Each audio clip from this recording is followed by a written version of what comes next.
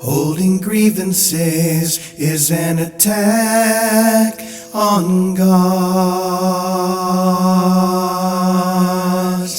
plan for salvation. Plan for salvation. Plan for salvation.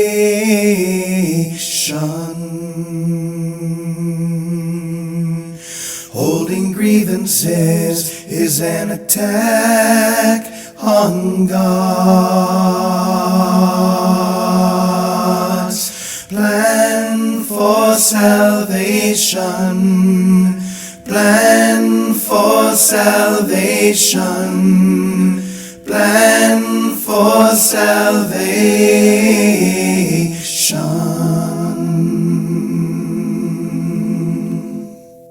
Lesson 72 from A Course in Miracles.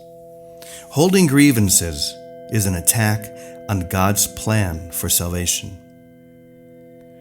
While we have recognized that the ego's plan for salvation is the opposite of God's, we have not yet emphasized that it is an active attack on his plan and a deliberate attempt to destroy it. In the attack, God is assigned the attributes which are actually associated with the ego, while the ego appears to take on the attributes of God. The ego's fundamental wish is to replace God. In fact, the ego is the physical embodiment of that wish. For it is that wish that seems to surround the mind with the body, keeping it separate and alone and unable to reach other minds except through the body that was made to imprison it. The limit on communication cannot be the best means to expand communication. Yet the ego would have you believe that it is. Although the attempt to keep the limitations that a body would impose is obvious here, it is perhaps not so apparent while holding grievances is an attack on God's plan for salvation. But let us consider the kind of things you are apt to hold grievances for. Are they not always associated with something a body does? A person says something you do not like. He does something that displeases you. He betrays his hostile thoughts in his behavior. You are not dealing here with what the person is. On the contrary, you are exclusively concerned with what he does in a body.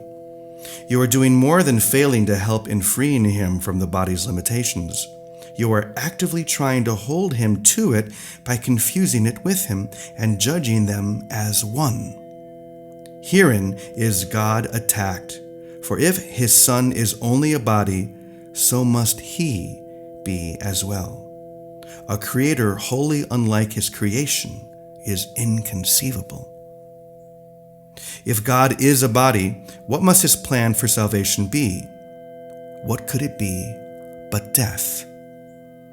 In trying to present himself as the author of life and not of death, he is a liar and a deceiver, full of false promises and offering illusions in place of truth. The body's apparent reality makes this view of God quite convincing. In fact, if the body were real, it would be difficult indeed to escape this conclusion. And every grievance that you hold insists that the body is real. It overlooks entirely what your brother is. It reinforces your belief that he is a body and condemns him for it. And it asserts that his salvation must be death, projecting this attack onto God and holding him responsible for it. To this carefully prepared arena, where angry animals seek for prey and mercy cannot enter, the ego comes to save you. God made you a body. Very well. Let us accept this and be glad. As a body, do not let yourself be deprived of what the body offers. Take the little you can get. God gave you nothing. The body is your only savior. It is the death of God and your salvation. This is the universal belief of the world you see. Some hate the body and try to hurt and humiliate it. Others love the body and try to glorify and exalt it.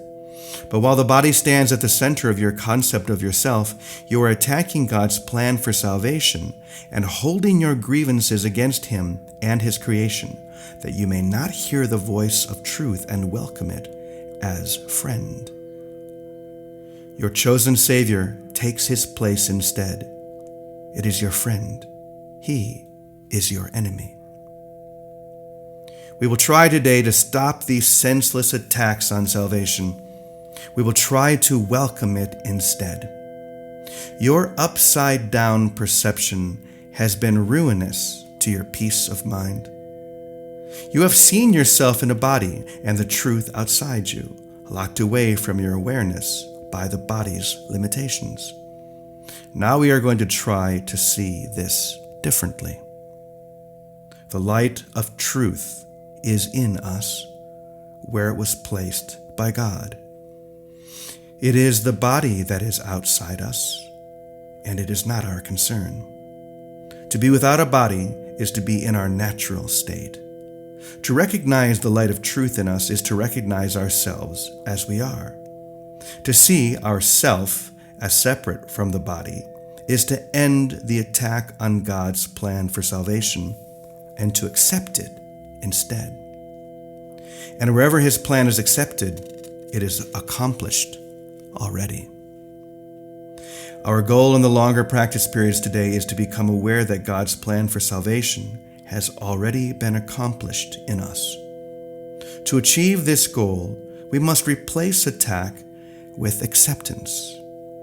As long as we attack it, we cannot understand what God's plan for us is. We are therefore attacking what we do not recognize. Now we are going to try to lay judgment aside and ask what God's plan for us is. What is salvation, Father? I do not know. Tell me that I may understand. Then we will wait in quiet for His answer. We have attacked God's plan for salvation without waiting to hear what it is. We have shouted our grievances so loudly that we have not listened to His voice. We have used our grievances to close our eyes and stop our ears. Now we would see and hear and learn. What is salvation, Father? Ask, and you will be answered. Seek, and you will find. We are no longer asking the ego what salvation is and where to find it. We are asking it for truth. Be certain, then, that the answer will be true because of whom you ask. Whenever you feel your confidence wane and your hope of success flicker and go out, repeat your question and your request, remembering that you are asking the infinite creator of infinity, who created you like Himself. What is salvation, Father? I do not know. Tell me that I may understand. He will answer. Be determined to hear.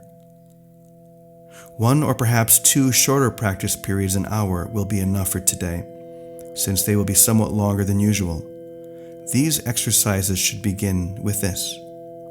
Holding grievances is an attack on God's plan for salvation. Let me accept it instead. What is salvation, Father? Then wait a minute or so in silence, preferably with your eyes closed, and listen for His answer. Holding grievances is an attack on God's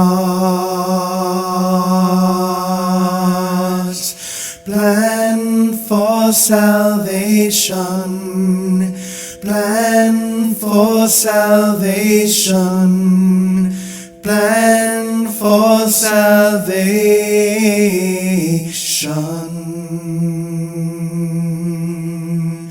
Holding grievances is an attack on God's plan for salvation. Plan for for salvation. Plan for salvation.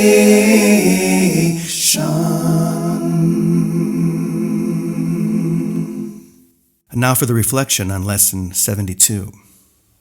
Are you beginning to see how incredible and insidious the ego is? This lesson is so brilliant at demonstrating this. It says here in the first paragraph, in the attack, where the ego seems to be attacking God, God is assigned the attributes which are actually associated with the ego, while the ego appears to take on the attributes of God. The ego becomes your God. The body becomes your God. There doesn't seem to be anything outside that, so let's seek comfort instead. Let's seek all of the things that the body would have us believe is salvation. Money, prestige, a great partner, a big car. Oh, how we limit ourselves with these things. And yet what we don't realize is that this war or this shifting of attributes has had no effect. It doesn't make any sense to God because it's not real. And so it is completely ignored. And yet there is that part of us that wants to believe it's true. And so we put our attention on it. We think we are a body. We are attacked by other bodies. And yet this is the moment that we see this clearly. Finally, we can look upon what is really happening and say, I choose light, not shadow. I choose to live, not to die. The death is not your salvation. Life is your salvation, only that.